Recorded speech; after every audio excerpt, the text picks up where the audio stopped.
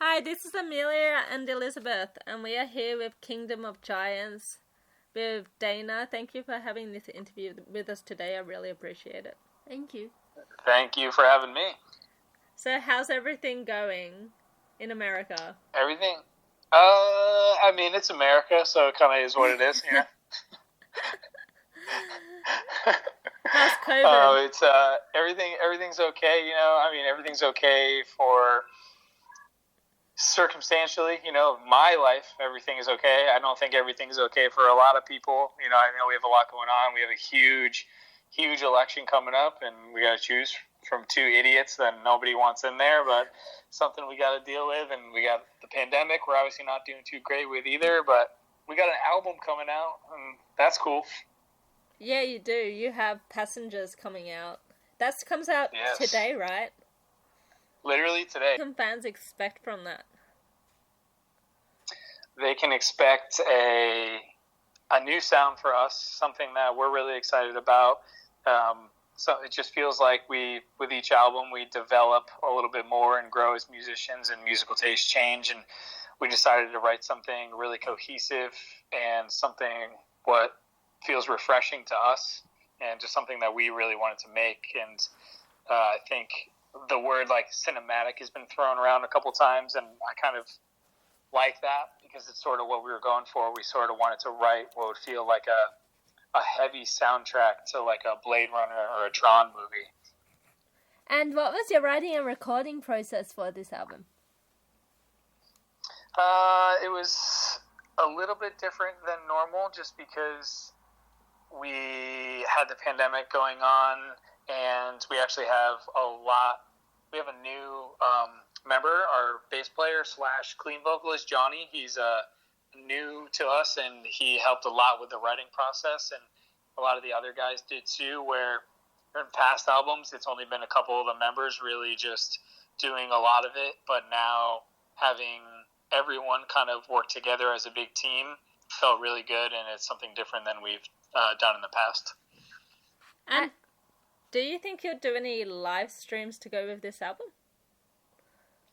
I don't know. It's something that we've considered for sure. I've seen them improve a lot over time. I think people are getting really good at it, but it is a really expensive thing, and I feel like maybe fans aren't going to want to continually pay to keep seeing these things. So it's something that we would want to do for free, but it costs a lot of money to do. There's a lot of moving parts between multiple people need to film it, and the locations are very expensive, and someone has to do the audio, and I don't know, maybe I already said, but the location is super expensive too. So something we've considered, but not sure if we're going to do it or not yet. So there's a studio in San Diego that has 7 cameras already set up, and it's called Rock and Roll San Diego, and they do live streams as well. So. Oh, nice. That's cool. I live 45 minutes from San Diego, so maybe that's a place I could look into.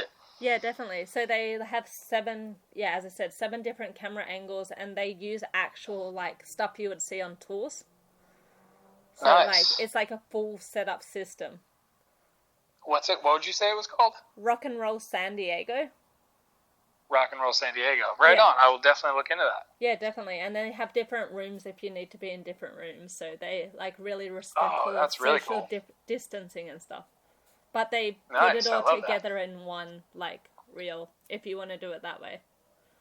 So. Nice. That's awesome. Awesome. So, can you tell us about the album cover for this album and who designed it and what's the meaning behind it? Really, what we wanted to do was make something iconic, when we think of a Quentin Tarantino movie poster, something or maybe even if you think of a Clockwork Orange or something like that. We wanted you to see the album cover and just know that was Kingdom of Giants' Passenger album. We didn't want it to fit into a lot of the trends that are going on. So we were really going for a movie poster type of vibe, and something that could sort of live forever and not get out trended. Now time for our signature question. If you could have any band perform one of your songs, what band would it be? What song would it be? And would it be in your style or their style? Ooh, that's cool. That's a really cool question. I feel like I would want two bands to do it. I feel like I would want someone outside of our element to do it, and then I would want to hear someone inside of our element to do it. So I'm going to choose two of my good friends' bands. One is the band Bad Omens. I would love to hear them do a version, their own take on our song in like the same realm of music and heavy. And then I would like my other friend's band, Chief, who is more like a 80s 1975 type of vibe band, do their version of it too. I think that would be sick. And I think I would want to do for the song Wayfinder. That would be cool. If it happens, let us know. I will, for sure. That might have just inspired an idea. Or even a collaboration, maybe. Totally. It'd be so fun. So if you could collaborate with any band, who would it be and why? Let's see. Right now, I wonder who we would collab with. I would want it to be someone like a friend band, like a homie band where we all get along and know each other really well and would work to get together. I think it'd be really tight for us to do something with the band Dayseeker. They've been good friends of ours for a while, and I think that our music is similar enough to where we could write something really cool, and I would always wanted to hear like me and Rory's voices together on like our own track. And what's your favorite memory watching someone else perform live? Can you tell us a story? Let's see. Favorite memory of someone else performing live. I think I just have to go back to like my first real metal concert. Like my memories go back as far as like local high school shows. Those were always so fun and were like my first experience. And, you know, everyone was just like go so crazy for the local bands in high school before like going to any bigger shows or anything like that. So like that's where it all like stemmed from for me. But then like some of my other fondest memories come from my first actual like bigger show, which was like Unearth and Atreyu in Normagene. It was a really big show in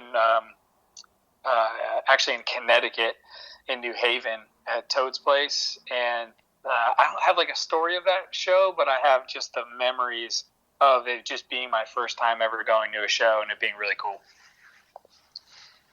And what's your favorite memory of being on the road? Can you tell us the story? I would say just the first time going on the road.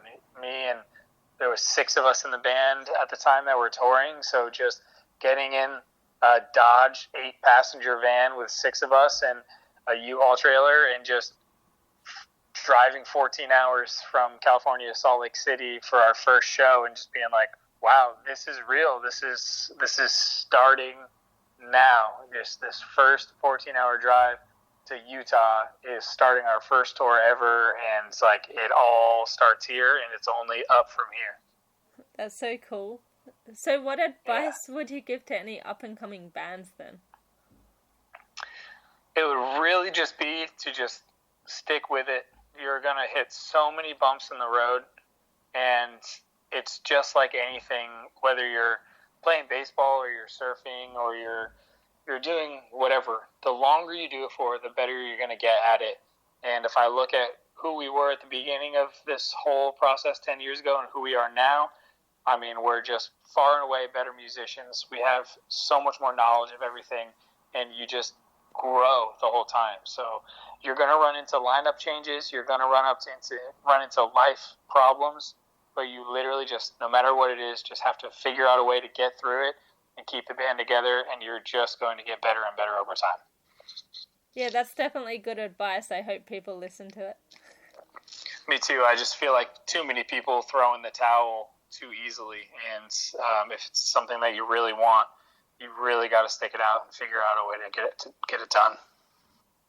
So, what's your favorite festival you've played, And what festival do you really want to play? It's kind of the same question. One of my favorite festivals that we've played was Warped Tour, but we had only ever, before we were signed, won the local battle of the bands, Ernie Ball stage thing. So we got to go and play Warped Tour a couple of years in a row, but it was just one show. But it was like memorable to be able to say I played Warped Tour. But now if it ever comes back, I want to actually play Warped Tour and do the whole. How about the European circuit? Oh wow, we actually had a pretty good lineup of shows that we were supposed to do over there in the circuit, but it ended up falling through last minute, unfortunately.